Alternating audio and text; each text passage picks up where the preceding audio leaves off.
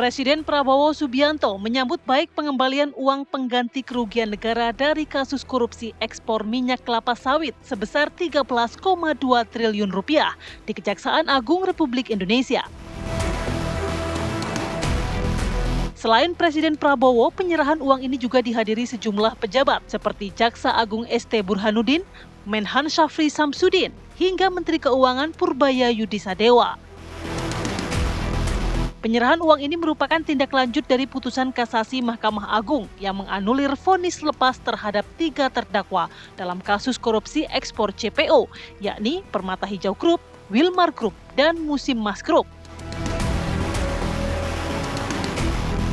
Presiden Prabowo menyampaikan apresiasi atas langkah tegas kejaksaan dan jajaran penegak hukum lainnya dalam memberantas korupsi dan penyelewengan sumber daya negara. Menurut Presiden, uang yang berhasil diselamatkan ini dapat digunakan untuk pembangunan 8.000 sekolah atau membangun 600 kampung nelayan modern di seluruh Indonesia.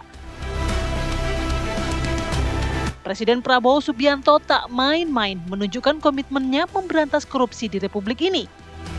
Sejak dirinya memimpin, Kejaksaan Agung dan KPK sedikitnya telah mengungkap 43 kasus korupsi. Dari puluhan kasus tersebut, potensi kerugian negara yang berhasil ditekan lebih dari 300 triliun rupiah. Padahal dengan uang sebesar itu, negara bisa melakukan perbaikan-perbaikan di berbagai sektor, mulai dari sektor pendidikan, kesehatan, hingga sosial. Mayoritas rakyat Indonesia semestinya bisa sejahtera andai pemerintah yang bersih dan adil terwujud. Presiden Prabowo Subianto pun bertekad mewujudkannya, yakni dengan memberantas korupsi tanpa pandang bulu. Terlebih, tingkat korupsi di Indonesia begitu memprihatinkan.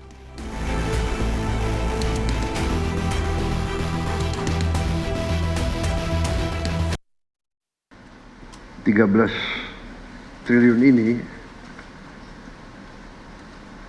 kita bisa memperbaiki renovasi 8.000 sekolah lebih. 8.000 lebih sekolah. Kalau satu kampung nelayan kita anggarkan 22 miliar, kampung untuk nelayan dengan fasilitas yang selama 80 tahun Republik Indonesia berdiri tidak pernah diperhatikan dan tidak pernah diurus oleh negara. Sekarang kita memperbaiki, kita membangun desa-desa nelayan dengan fasilitas modern. Pemerintah Indonesia, Kejaksaan sebagai bagian dari pemerintah Indonesia memperlihatkan dan membuktikan kepada rakyat kerja keras, kerja yang gigih, yang berani, sehingga bisa membantu negara menyelamatkan kekayaan. Ingat, kalau kita lihat ini sama dengan 8.000 sekolah kita perbaiki. 5 juta nelayan bisa hidup.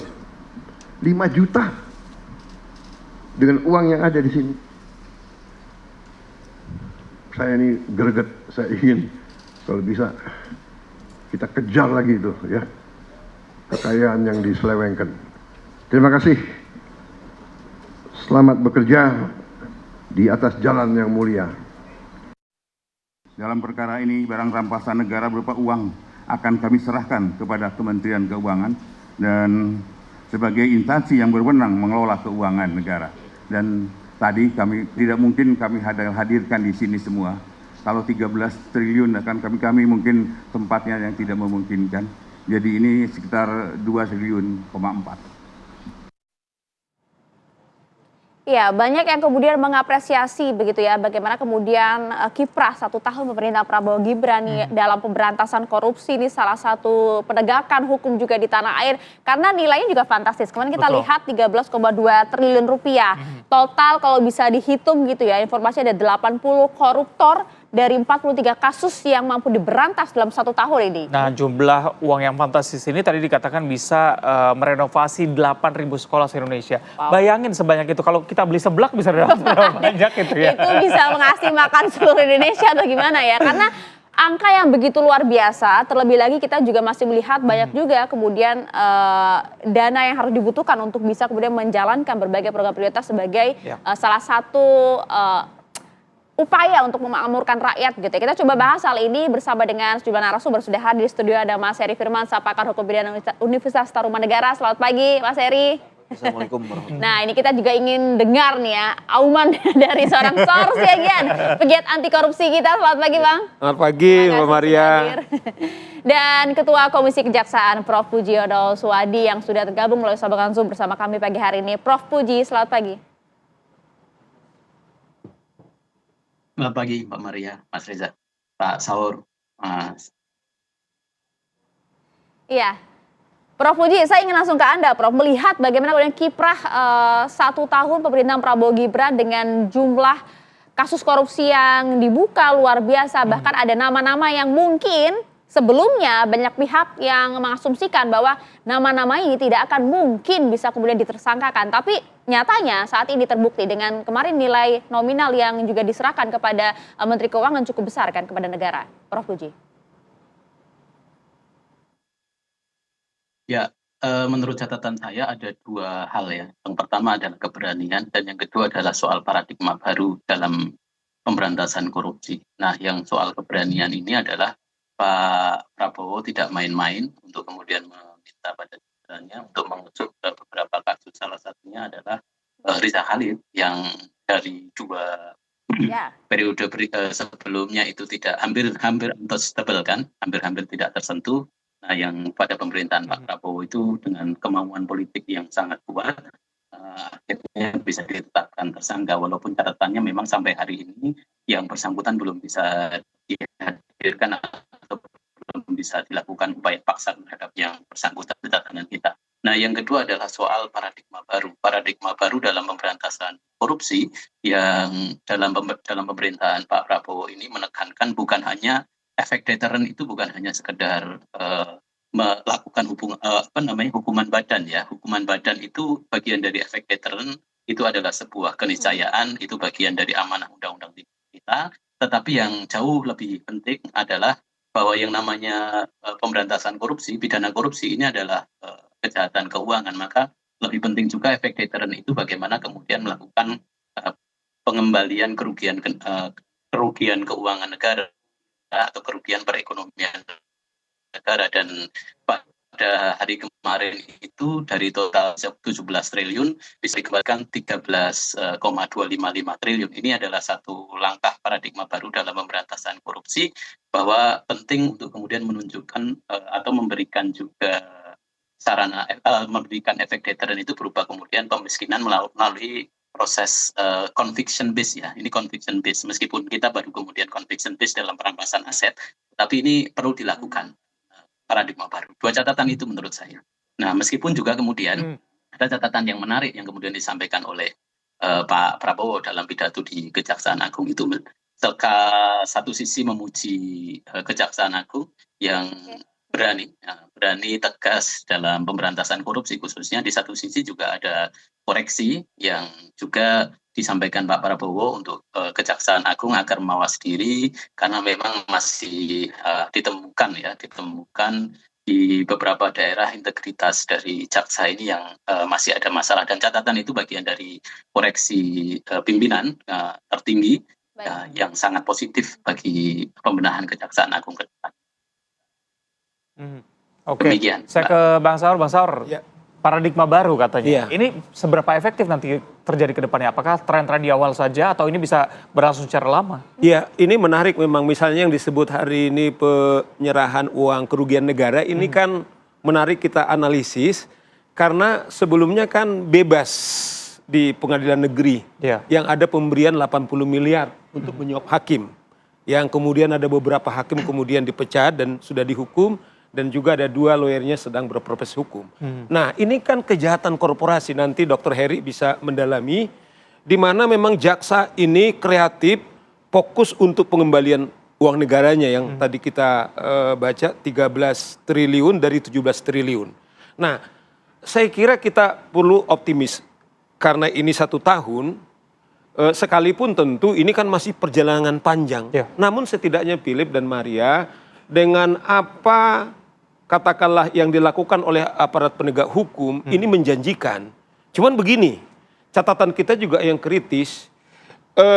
Sekarang ini juga jadi agak dipertanyakan juga teman-teman di prestasi yang sangat luar biasa misalnya untuk memberantas korupsi, tapi juga ada catatan-catatan yang nanti bisa berpotensi menggerus. Misalnya begini, ada putusan Mahkamah Agung soal katakanlah sudah ada inkrah Silvester misalnya. Ya. Ini kalau nggak juga segera dieksekusi, ini juga problematik.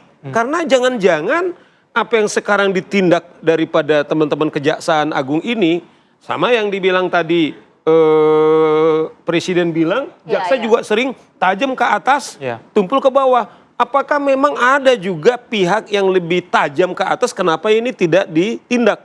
Nah yang lebih serius lagi Philip dan Maria, kan ada juga korupsi yang mengambil barang bukti yang di Kejari Jakarta Barat.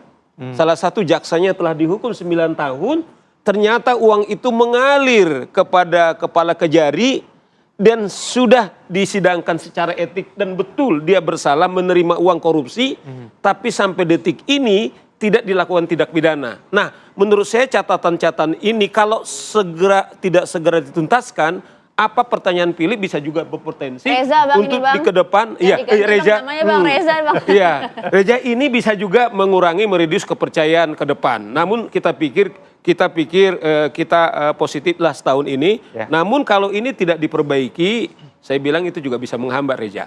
Ya, betulkah ini kemudian akan menghambat Mas Heri? Apakah Anda melihat ini memang hanya euforia di awal saja begitu ya, asal papa senang begitu ya, beberapa kasus besar kemudian diungkap, tapi kemudian ada itu tadi hanya tajamnya ke atas, betul-betul tegak tidak ini penegakan?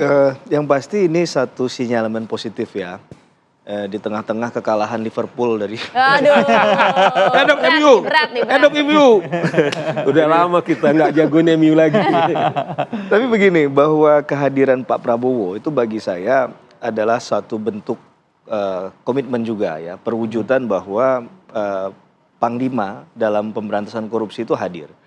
Karena kalau di lapangan Mbak Maria memang sesungguhnya tidak mudah juga untuk meyakinkan para penyidik. Para penyidik kan juga manusia biasa kan.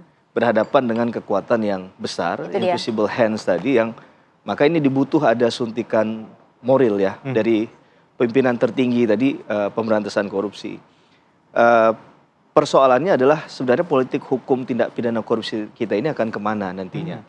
Apakah memang hanya menyasar kepada katakanlah aset recovery-nya, dalam hal ini adalah kita katakan penyitaan dan perampasan aset, atau juga akan memperkuat pada hukuman badannya. Nah, karena ini yang kadang di persimpangan jalan, Mbak Maria dan Mas Reza, bahwa satu sisi kadang orang lebih berpikir bagaimana mengembalikan semaksimal mungkin kerugian negara yang timbul dari suatu tindak pidana korupsi, dengan kemudian misalnya membangun komunikasi yang lebih efektif dengan para tersangka tindak pidana korupsi tadi. Ini akan jadi perdebatan panjang, baik atau tidak bagi skema pemberantasan, agenda pemberantasan korupsi kita ke depan juga. Tapi di sisi yang lain memang ini yang tidak bisa kita hindari, bahwa untuk memaksimalkan potensi kerugian keuangan negara itu agar kembali, memang banyak jalan yang harus ditempuh. Ya, mungkin saat ini itu yang bisa dilakukan, tapi di sisi yang lain memang publik meminta agar tidak hanya aset yang kembali, tapi putusan terhadap pemidanaan juga maksimal. Nah ini kan kalau di konteks itu juga kita akan melihat tentang aset tracking misalnya, aset freezing, sampai kepada perampasan aset untuk bisa dieksekusi tadi. Menurut saya ini juga masih jalan panjang ya, karena dari 17, sekian tadi, 17,2 kalau nggak salah yang dikembalikan kan baru 13 sekian. Masih ada hutang 4T tadi. Nah terhadap hutang 4T itu menurut ketentuan Undang-Undang Tindak Pidana Korupsi, yang juga sebenarnya sedikit tidaknya juga sekarang sudah menyesuaikan dengan UNCIC, United Nations Against Corruption tahun 2003, itu kan di pasal 18 dikatakan bahwa hasil kejahatan korupsi itu harus dikembalikan minimal nilainya sama dengan kejahatan korupsi yang sudah diperoleh oleh si pelaku tindak pidana korupsi. Dan bahkan di pasal 4 juga perdebatan yang tadi saya jelaskan di prolog itu adalah apakah seseorang yang sudah mengembalikan hasil kejahatan korupsi itu dihapus tindak pidana? Nah itu dia, karena jangan sampai kan kemudian ini sebagai bagian dari restoratif justice, kita juga pasti ingat ya Pak Prabowo sempat sampaikan kan ada kalimat memaafkan koruptor. Nah ini yang jadi pertanyaan publik juga, Mas, apakah ini bagian dari hal tersebut? Meskipun kita lihat kan kasusnya di pengadilan juga masih terus berjalan kan? Ya, lebih tepatnya nanti Pak Prabowo bisa jawab itu ya. Tapi dalam konteks ini saya melihatnya bahwa ketentuan pasal 4 ini masih jadi normatifnya kita untuk kita pegang ya. Mungkin akan dipertimbangkan ketika menjadi alasan untuk memperingan hukuman, kita tidak bisa menyalahkan juga. Karena dalam konteks Undang-Undang 48 tahun 2009, kekuasaan kehakiman kan hakim punya independensi di sana. Kita nggak bisa masuk ke ranah itu begitu ya. Tapi memang penghukuman itu sudah dijauhkan dari KUHP kita yang baru. Keadilannya juga macam-macam, ada korektif, ada rehabilitatif. Maka ini yang mungkin menyesuaikan ya dengan semangat pemberantasan korupsinya. Ya menurut saya yang tidak boleh dilakukan adalah hal yang transaksional atau untuk kepentingan 1-2 orang saja. Bahkan instansi pun nggak boleh, karena yang di atas itu adalah kepentingan negara. Karena tujuan dari pengembalian aset kerugian keuangan negara yang dirampok tadi itu adalah sebenarnya menuju kepada welfare state ya, negara yang mendapat posisi sebagai negara yang kesejahteraannya tinggi. Nah ini yang mungkin akan digunakan untuk sebesar-besarnya kemakmuran rakyat. Uang hasil korupsi tadi Pak Presiden Prabowo sudah menyampaikan kalau ini dilogikakan untuk membangun sekolah bisa 8.000 sekian ya Bang Saur ya tadi ya. Itu sangat luar biasa. Maka yang kita tuntut mungkin janjinya itu. Ketika uang ini kembali ke kas negara, mungkin apa yang disampaikan oleh Pak Presiden itu yang kemudian bisa segera diimplementasikan. Agar masyarakat juga tidak bertanya, ini uangnya kemana? Nanti dikira goib lagi tadi kata Bang Sylvester tadi kan. Karena kan jarang sekali kita melihat hal semacam ini ya. Kemudian bagaimana perampasan uang negara dengan nilai yang cukup luar biasa, 13,2 triliun. Iya, nanti saya mau ke Prof. Puji untuk menanyakan apa saja sebenarnya tantangannya untuk melakukan hal seperti ini di kasus-kasus lainnya. Tapi usai jeda tetap bersama kami di Apa Kabar Indonesia Pagi.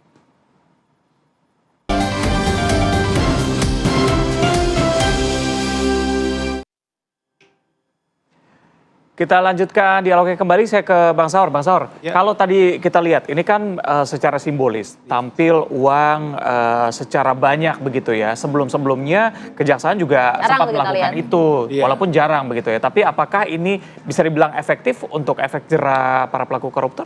Mungkin gini, dari segi visual, setidaknya kan dengan ditunjukkan kepada publik, karena kan biar bagaimanapun kalau kita bicara korupsi, yang dirampok adalah uang negara, tapi pemilik uang itu kan kita semuanya. Yang kedua barangkali menurut saya, karena kemarin adalah 1 tahun presiden, salah satu ikon program dia adalah pemberantasan korupsi. Jadi sekaligus juga menurut saya cukup efektif kali ini adalah kalau lah orang kemudian coba bermain-main, bukan saja uangnya dirampas, tetapi ingat nama-nama itu otomatis kan kita sebut gitu loh kan, korporasinya. Bayangkan kita bilang bahwa uangnya sudah diambil, nggak tanggung-tanggung nih 13 triliun, yang 4 triliun itu kan dia sudah memberikan jaminan akan segera.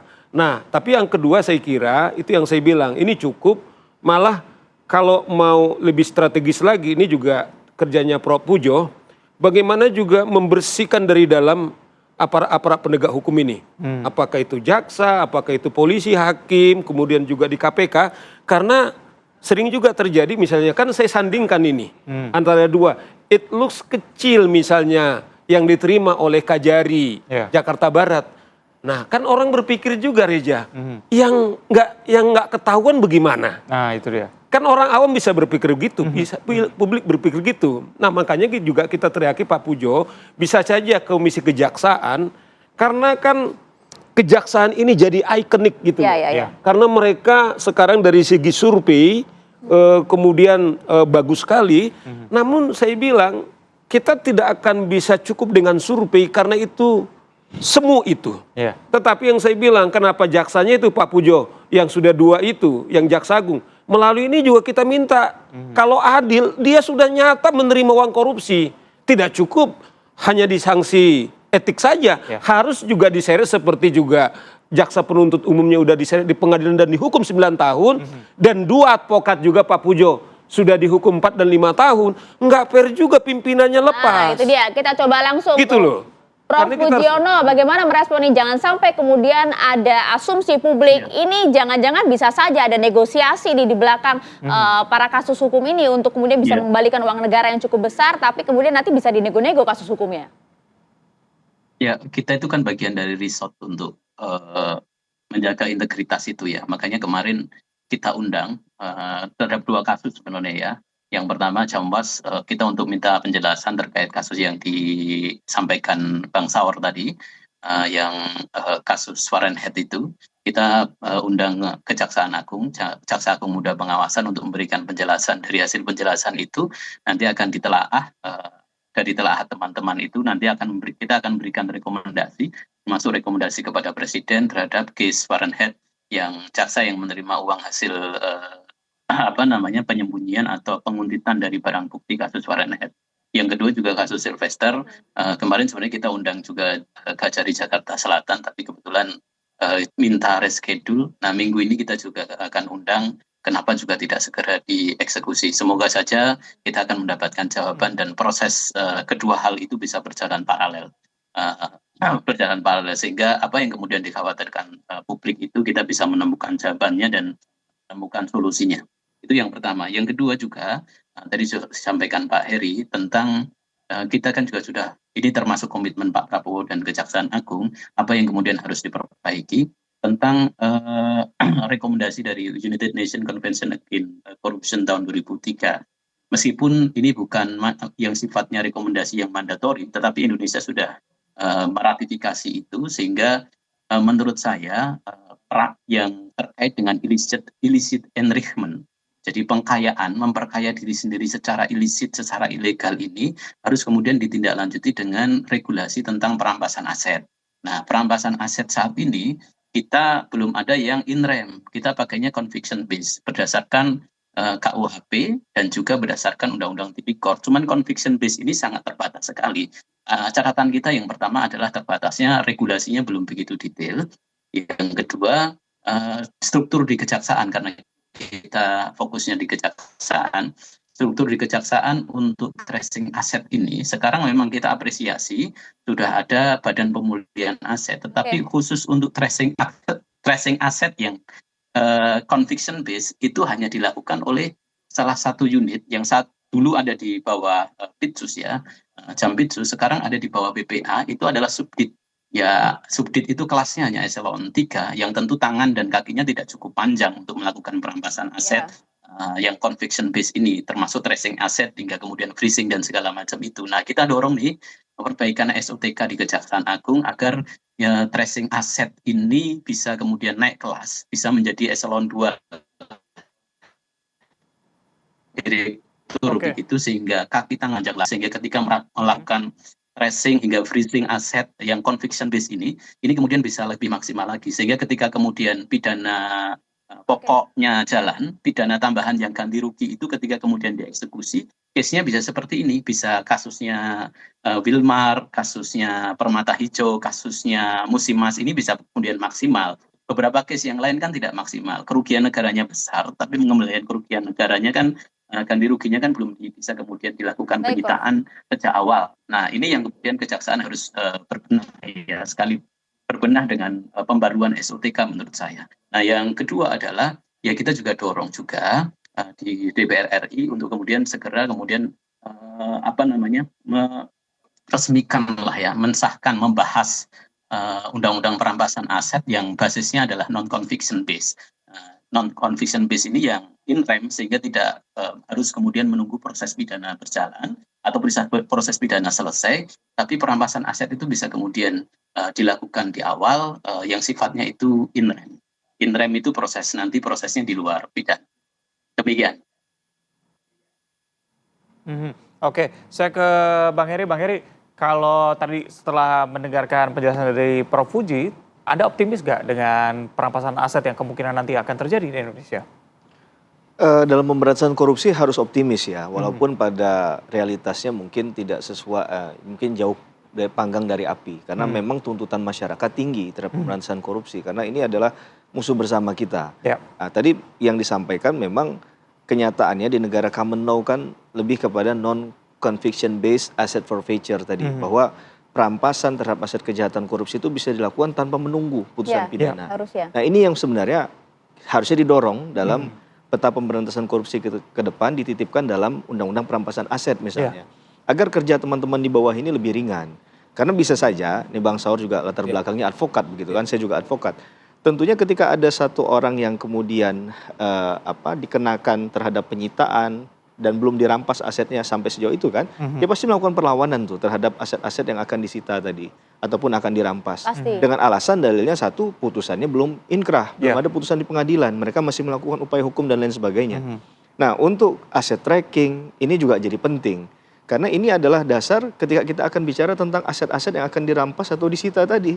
Bagaimana kalau aset trackingnya nggak jalan? Jangan hanya level-level bawah saja begitu kan. Karena unitnya tadi yang mungkin terbatas, orang-orang, saya nggak bilang SDM kualitasnya ya, tapi integritas yang jadi persoalan. Kalau kualitas saya rasa teman-teman itu udah jago-jago semua, nggak perlu diajari lah begitu kan.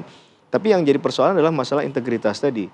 Celah-celah koruptif itu masuk dari level-level mana yang itu harus ditutup dan harus dipastikan agar tidak kemudian transaksional misalnya. Sehingga upaya untuk mengembalikan kejahatan korupsi yang harusnya maksimal bagi kemakmuran rakyat tidak tercapai.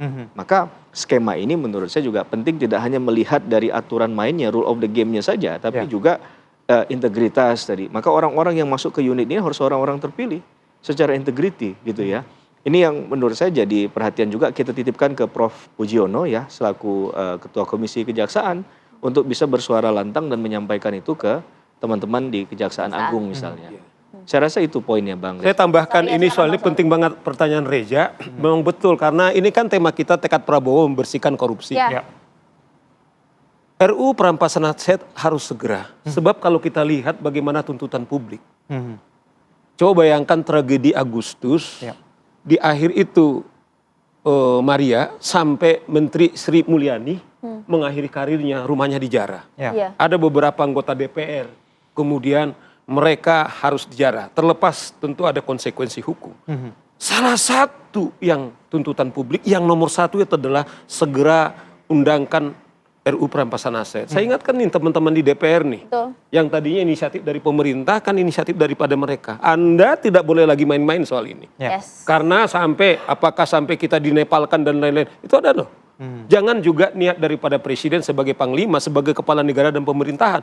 Kalau stockholder kita semua nggak bareng-bareng, apakah pemerintah, kemudian kita semua, media terlebih khusus untuk mengelaborasi, dugaan saya bisa lebih dari itu serius. Karena kan kita juga bahkan sampai ada katakanlah rumor darurat mitel dan lain-lain, itu adalah terjadi.